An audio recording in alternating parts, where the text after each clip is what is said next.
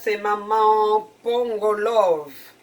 Pongolove, elle n'est plus avec nous. Paix à son âme. Soyez toujours connectés sur Air Force One Show. La force qui écrase.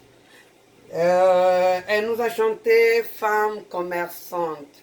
Donc, elle est en train d'exprimer aux gens comment elle se débrouille pour ses enfants. On l'écoute, Pongolove.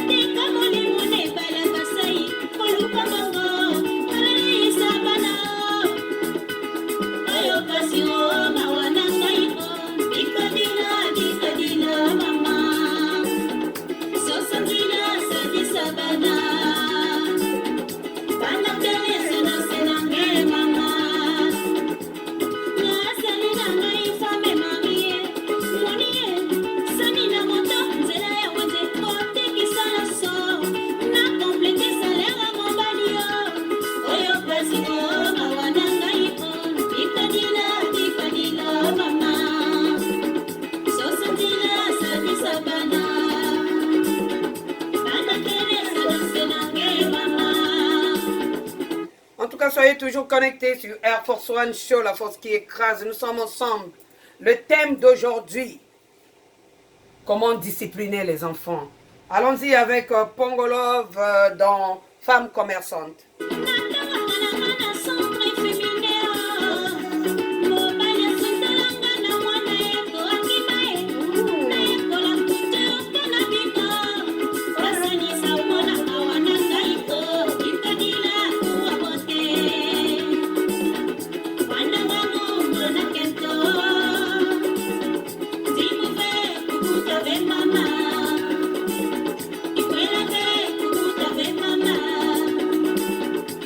Merci à Pongolove, paix à son âme. C'était un artiste musicien vraiment complet. Pongolove, nous sommes ensemble. L'œuvre de l'artiste ne meurt jamais. L'artiste ne meurt jamais. Ses œuvres restent. Soyez toujours connectés sur Air Force One Show, la force qui écrase. Je salue tous les fans. Aujourd'hui, on va entamer le thème de la discipline. Il faut quand même discipliner les enfants. Beaucoup de parents ne disciplinent pas les enfants. C'est pourquoi, aujourd'hui, on est en train de voir beaucoup de choses. Ce n'est pas normal.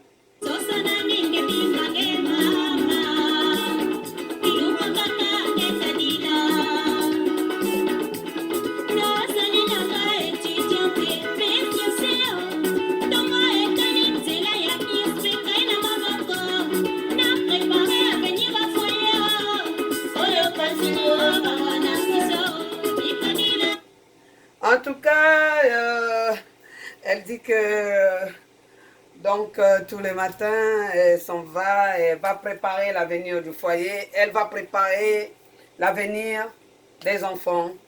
C'est une femme commerçante.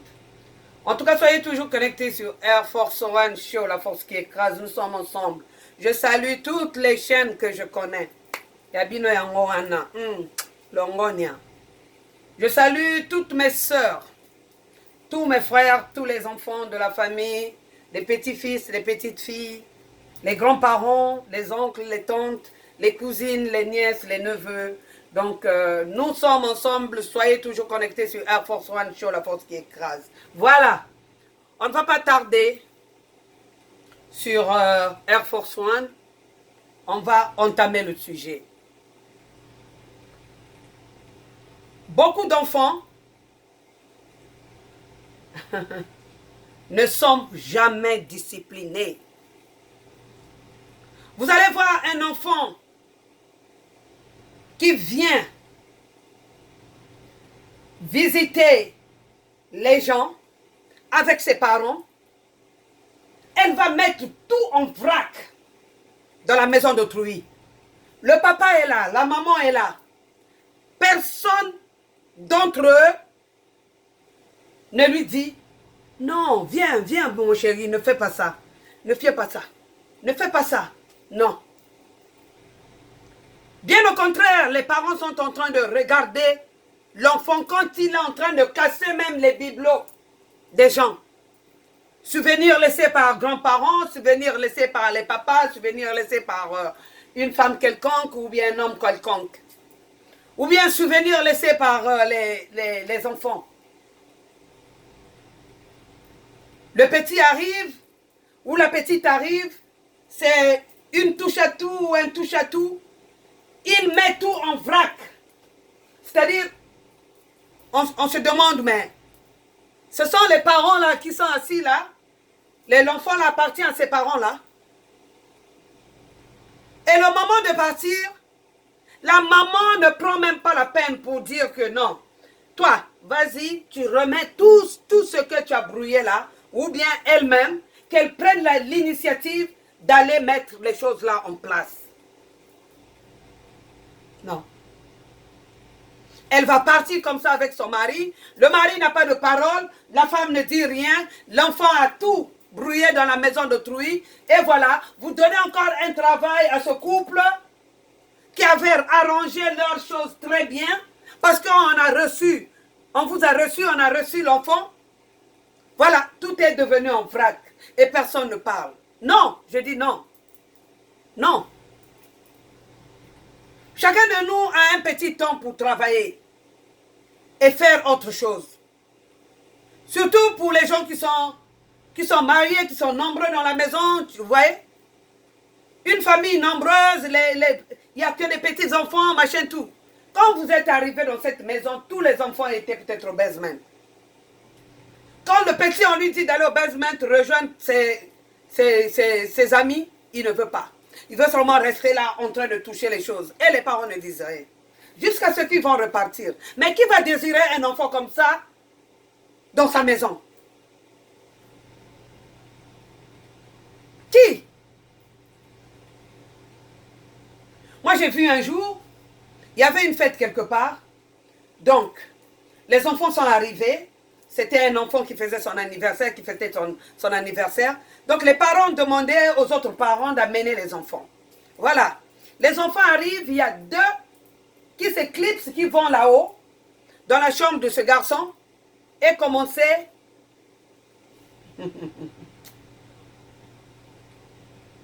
à dépiécer comment on appelle ça, la commode de ce petit-là. Vous voyez la commode, c'est là où il y a des tiroirs. On place les chaussettes de l'enfant, les slips des enfants, voilà, les t-shirts des enfants. Donc l'enfant, quand il va à l'école, il ouvre seulement, il sait ce qu'il va porter. Ou la maman, quand elle vient, elle sait ce que le garçon doit porter. Elle met là, et on lui dit que c'est ça que tu vas porter demain. Donc là où on garde les vêtements là, on garde les chaussettes, les accessoires, quoi. Ils ont dépiécé ça. Dépiécé. Quand la fête était terminée, la maman prend l'enfant pour l'amener dans la chambre parce qu'il dormait déjà là au salon. Quand elle a soulevé l'enfant pour mettre dans la chambre, tout était dépiécé. Tout était dépiécé. Et elle ne sait pas comment remettre tout ça. Le papa en vacances, il est parti dans un pays étranger, en Afrique. On a tout dépiécé. Tout. Les parents ne parlent pas. Vous voyez, parfois, il y a des gens qui aiment bien les enfants, mais qui aiment la discipline sur les enfants. La façon dont ils ont discipliné leurs enfants, ils ne veulent pas que tes enfants viennent là pour venir indiscipliner leurs enfants. Parce que leurs enfants, la façon dont eux, ils ont discipliné leurs enfants, leur enfant ne peut pas se permettre d'aller chez vous et dépiécer une commode ou mettre en vrac les choses du salon ou faire n'importe quoi dans la maison, sauter sur le coach, sur le canapé. Il est en train de sauter, rebondir, descendre, Les parents ne disent absolument rien. Même si on est en Europe, même si on est en Amérique, même si on est en Asie, dans un pays, dans un continent, à la Méditerranée, sachez-le, si vous ne disciplinez pas vos enfants, le résultat c'est ça. Zéro. Sans discipline, plus vrac. Vous voyez? La pagaille. Sans discipline, plus la pagaille, ça donne 1, 0. Personne ne voudra prendre l'enfant là. Parce que parfois, qu'est-ce qui se passe? Ah, mon enfant est seul ici. Il n'a pas d'amis. Bon, il demande que si Séraphin veut venir, vous pouvez laisser votre enfant Séraphin venir passer le week-end. Mais un enfant comme ça, qui peut le désirer? Personne. Une petite fille comme ça, indisciplinée, qui peut la désirer là-bas? Personne. Aucune des familles voudra de cet enfant-là ou de cet enfant. Parce que il n'y a pas de discipline sur vos enfants. L'enfant n'a pas reçu une bonne éducation.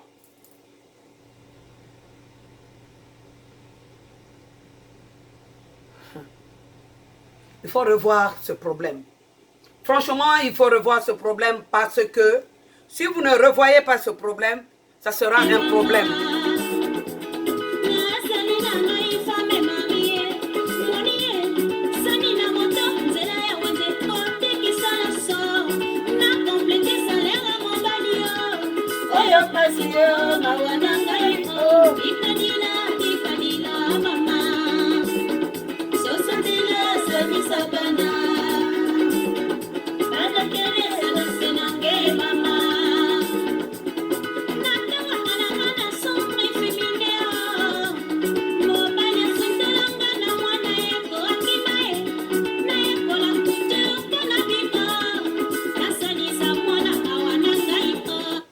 Merci Pongolov, merci maman Pongolov.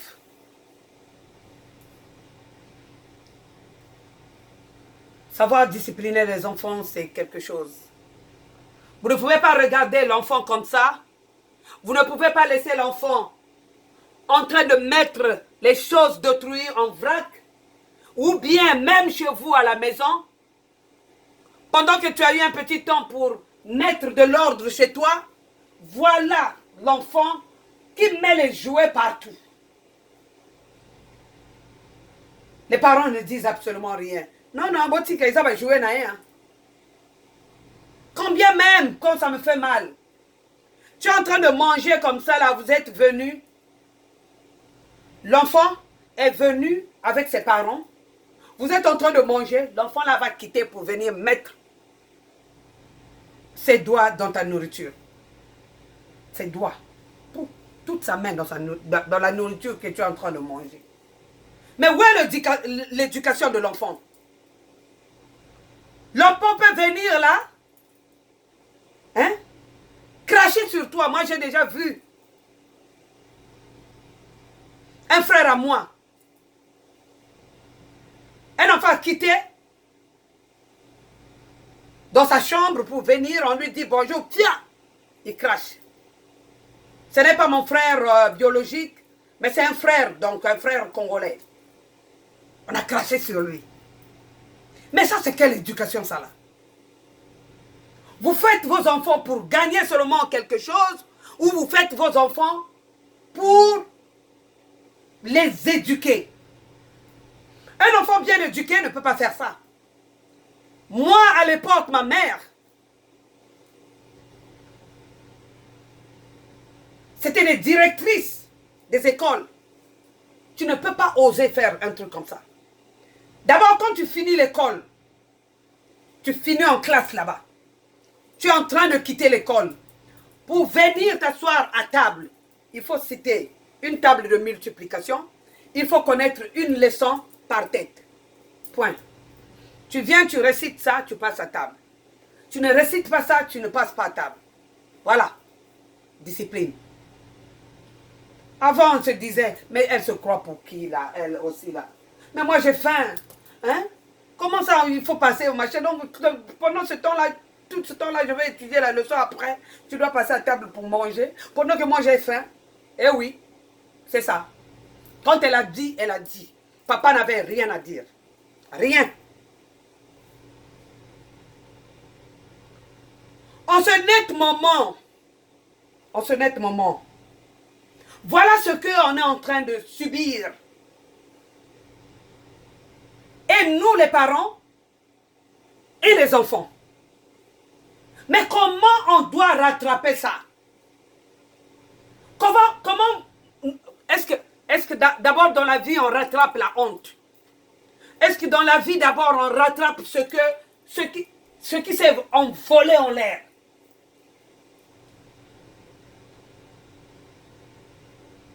Une petite fille de 15 ans qui n'arrive pas à s'exprimer chez ses parents. Une petite de 10 ans qui n'arrive pas à s'exprimer chez les parents.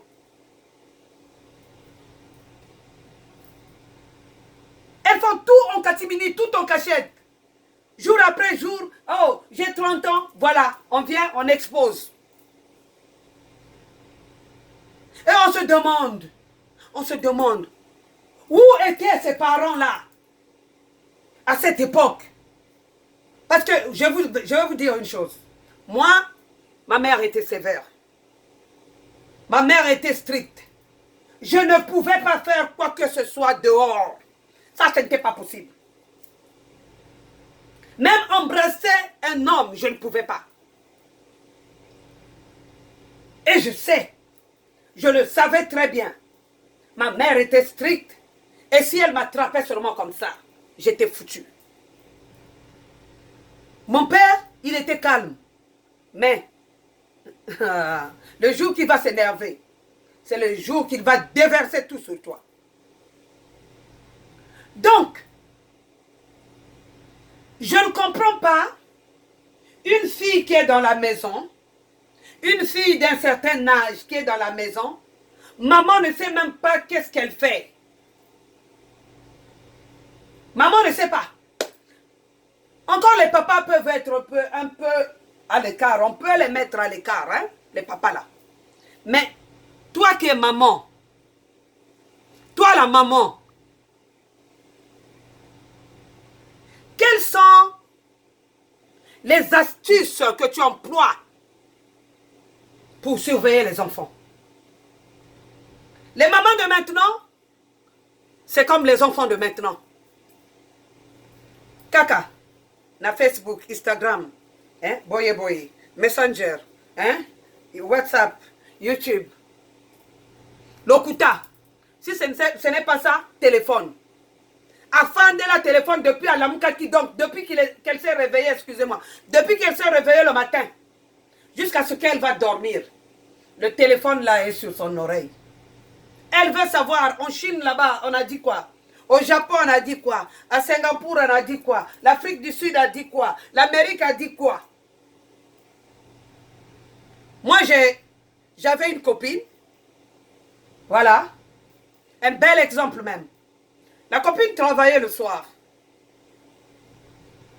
Cette femme est venue. Elle était venue accoucher. Elle travaillait le soir. Donc, elle avait ramené tous les enfants avec elle. Le temps de partir, elle ne voulait plus partir. Le mari a demandé des enfants, elle n'a pas voulu donner les enfants. Elle a préféré rester en machin parce qu'elle avait une rivale là-bas. Elle ne voulait rien savoir. Le mari avait eu une rivale et avait placé la rivale à la maison. Donc, elle ne voulait rien savoir de tout ça. Donc, elle était venue accoucher. Après, bon, je vais rester ici, en Amérique. Mais quand tu dis ça, si tu as 4, 5 enfants, sache-le que tu dois prendre des responsabilités. Tu dois assumer. Tu dois assurer. Si tu n'assures pas la responsabilité sur ces enfants-là, ça veut dire qu'un jour, tu vas payer pour ça. Voilà. Elle a eu un boulot un jour. Donc, elle commençait à travailler le soir. Puisque la fille, la petite était un peu avancée, elle avait peut-être 15 ans, 14 ans, je ne sais pas. Bien, autour de là. La maman commence à aller au travail chaque soir. Papa n'est pas là, hein? Papa n'est pas là, papa est en Afrique. Elle, elle était venue accoucher, bon, elle a décidé de rester. Donc, c'est assez risque et péril. Voilà. Donc, la petite avait les petits frères et puis une petite soeur, tu et tout. La petite, qu'est-ce qu'elle faisait? Excusez-moi. Quand la maman partait au travail, elle, à l'école, elle avait tissé une relation avec un petit Américain. Voilà. On sait que maman quitte la maison peut-être à 18 h. Elle ne reviendra que le lendemain à 18 h ou à 6h30 ou 6 h du matin. Donc on connaît son emploi du temps. L'emploi du temps de la maman est bien là. C'est la petite. Donc elle tisse sa relation à l'école là-bas. Elle commence à demander à ce garçon de venir dormir avec elle à la maison, chez sa mère. Les garçons, ça c'est les garçons voyous, que les parents même ne regardent plus, qui sont dans la drogue, qui sont dans ceci ou cela, c'est eux qui savent. Il a commencé à venir dormir là. Il a enceinté la petite. Jusqu'à 8 mois et demi. Sa maman n'a jamais su que l'enfant là était enceinte.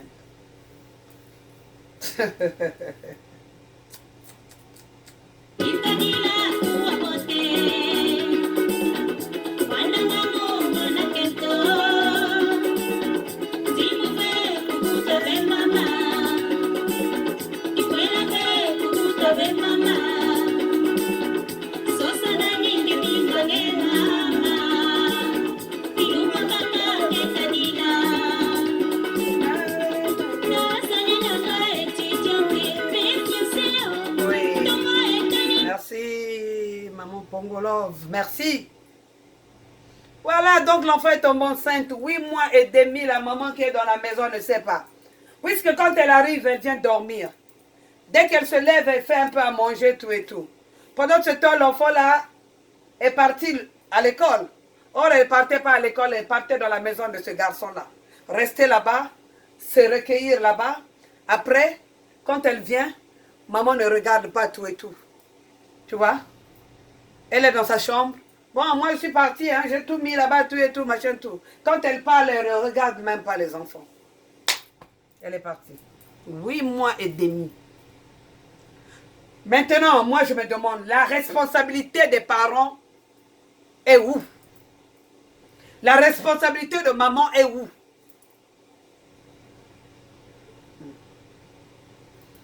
Point d'interrogation. Les parents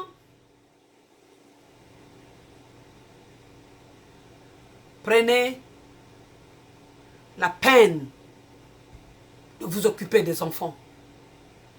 Parce qu'une fois que l'enfant là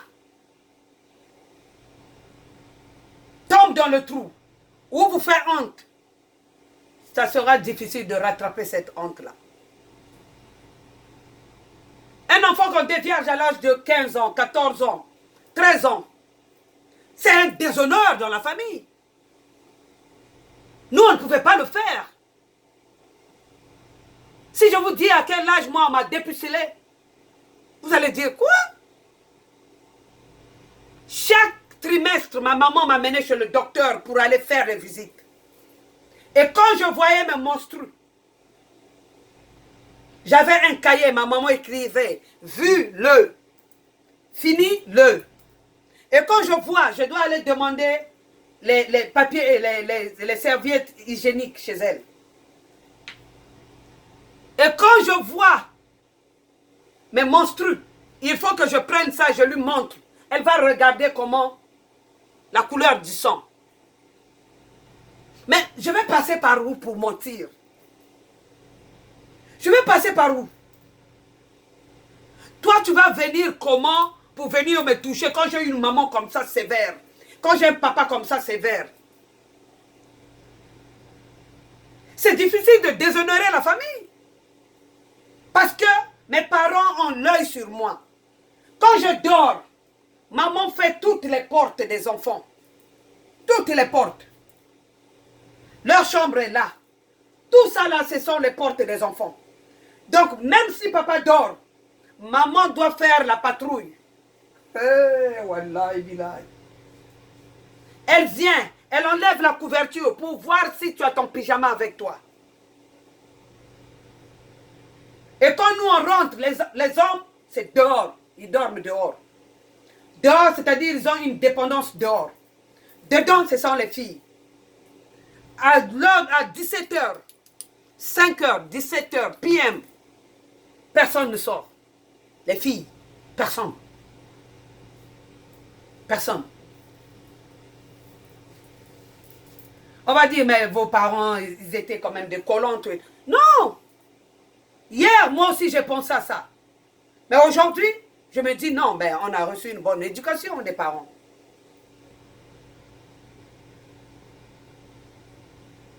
Mon père, ma mère nous ont montré comment être une femme, comment être un homme, comment respecter l'autre, comment respecter un supérieur, comment respecter un inférieur, comment respecter un enfant. Et c'est ça qui nous a sauvés. Pour les gens qui me connaissent, me connaissent. Vous voulez mettre seulement badigeonner la patte sur les visages des gens, mais vous connaissez qui est Air Force One. Je ne cherche pas les problèmes aux gens. Je n'insulte pas les gens. À moins que tu commences à exagérer.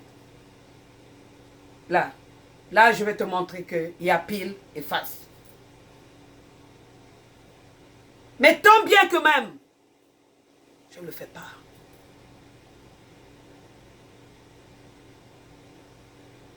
Un monsieur est rentré dans la vie privée de ton enfant jusqu'à aujourd'hui, tu ne le sais pas. Des années et des années, des années et des années plus tard, que tu viens le découvrir. Et voilà les agissements. Voilà, il y a des gens même qui commencent à payer pour vos bêtises, pour vos irresponsabilités. Vous n'avez pas été responsables, les parents. Moi, j'ai un décaire. Moi, j'ai un décaire.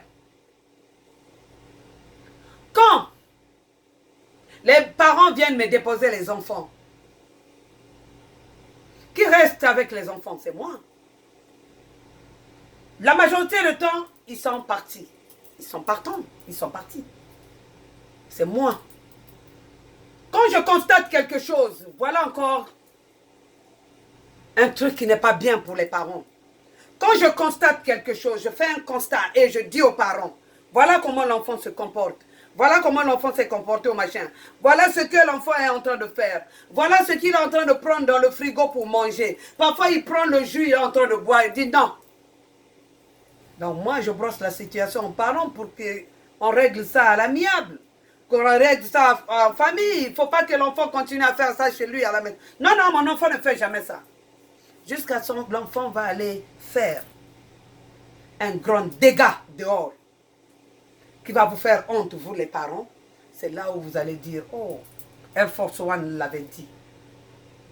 Mais tu ne restes pas avec ton enfant. Vous prenez les enfants, vous venez les déposer au daycare. Vous venez les chercher, il est 2 h du matin, les enfants dorment déjà. À quelle heure tu surveilles les enfants? Le week-end, le samedi, ils sont là. Le dimanche, ils sont avec vous. Vous leur donnez des tablettes pour s'amuser.